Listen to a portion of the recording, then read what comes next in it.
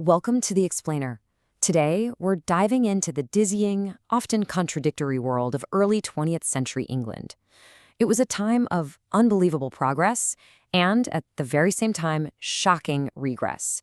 And you can see it all playing out in the literature of the day. Okay, so let's just jump right into the core conflict of the early 20th century. On one hand, you've got this incredible explosion of science and technology, the airplane, the motor car. Suddenly, millions of people felt like they had unlimited mobility. But here's the flip side.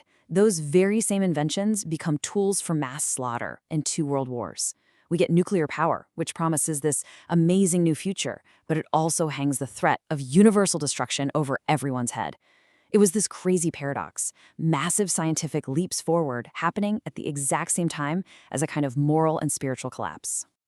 Now, to really understand this massive shift, we've got to look back at the world everyone was reacting against, the Victorian Age.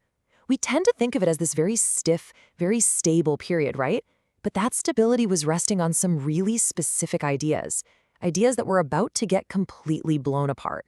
You see, the Victorians saw their world as a house built on unshakable foundations. Things like the home, the empire, the church, these weren't just ideas, they were seen as permanent, final parts of life. There was this general acceptance of authority in pretty much everything. The impulse was to agree, to affirm, not to question or poke holes in things. You trusted the expert, you believed what you were told, and you rarely, if ever, thought to challenge that authority. But, writers like the great George Bernard Shaw, they saw this as incredibly dangerous stagnation. This quote from his play Major Barbara is like a trumpet call for a new questioning age. He's basically calling out the hypocrisy of a society that's totally fine with adopting new technology, but terrified of re-examining its old social and moral ideas. Shaw's whole philosophy was pretty simple. Question everything, examine it, test it for yourself. He argued that every belief, whether it came from a scientist or a priest, is basically just a superstition until you've looked at it and decided to accept it for yourself. And this idea, this interrogative habit of mind, well, it spread like wildfire. But you have to imagine, for a lot of people, this collapse of old certainties didn't feel like freedom. It was terrifying. This quote from the same play just captures that feeling so perfectly. It felt like the very ground you were standing on, the rock you thought was eternal, was literally crumbling beneath your feet. The old world was gone, and nobody had a clue what was supposed to replace it. So what's really fascinating here is how the world of literature responded to all this chaos. As all the old rules were breaking down, a huge divide opened up, creating two totally different kinds of art for two totally different groups of people. And you can pretty much pinpoint this shift to one single year, 1922. Before then, you had major writers like Shaw and H.G. Wells, and they were writing for everyone, for the common reader. Their motto was basically art for life's sake. But then 1922 hits, and you get James Joyce's Ulysses and T.S. Eliot's The Wasteland, and suddenly it's like literature just retreated from the public square into this private, intellectual fortress that only a small elite group could get into. And this new movement, this new intellectualism, it was built on a deliberate choice to break away from the average reader. It was really rooted in a kind of contempt for what they considered normal intelligence. The whole idea was that real art shouldn't be for the masses, who they sometimes called, get this, the hydra-headed rebel. No, it should only appeal to a small, very picky public. And this quote just illustrates that attitude perfectly. This is a critic praising Joyce's Ulysses. Just listen to the language he's using. He's celebrating Joyce for not betraying the authority of intellect to the public, who he calls a rabble of the mental underworld. Wow. There was a genuine, undisguised disdain for ordinary people and their so-called shoddy enthusiasms.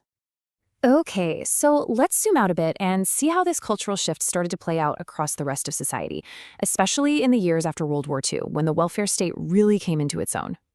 Now, the people who designed the welfare state, they had a really noble goal. They figured, hey, if we get rid of economic stress, unemployment, poverty, we'll create a happy, content society. But a funny thing happened. For a lot of people, the exact opposite occurred. Even with jobs for everyone and higher wages, this mood of sullen discontent and a kind of deep spiritual frustration began to creep in. The promised utopia just didn't show up. And this gets to a really crucial point. The dream of the century of the common man, that unique individual little man that H.G. Wells always wrote about, well, that dream kind of died. Instead, it became the century of mass man. People started to feel less like unique individuals and more like anonymous members of a giant herd, like a punched card in some huge impersonal machine. That sense of individuality just felt lost in the system. So when you take that loss of individual purpose and you combine it with the earlier collapse of all the old traditional authorities, you get a brand new social dynamic, and it was one defined by a kind of widespread contempt. And this contempt for authority started popping up everywhere. You saw it in the rebel without a cause youth culture that came along. What used to be seen as admirable modesty was replaced by a kind of passion for exhibitionism. Good manners were suddenly seen as a sign of weakness, and this sort of celebrated rudeness, this barbaric loutishness, became cool. Even satire, which used to be this really high literary art form, often just became simple, witless ridicule. And all of this leaves us with a central question of the 20th century, a question that feels just as relevant, if not more so today. In this massive upheaval of tearing down old beliefs, of turning one generation's certainties into the next generation's superstitions, we really have to ask ourselves, what is actually gained in that process? And maybe more importantly, what is lost?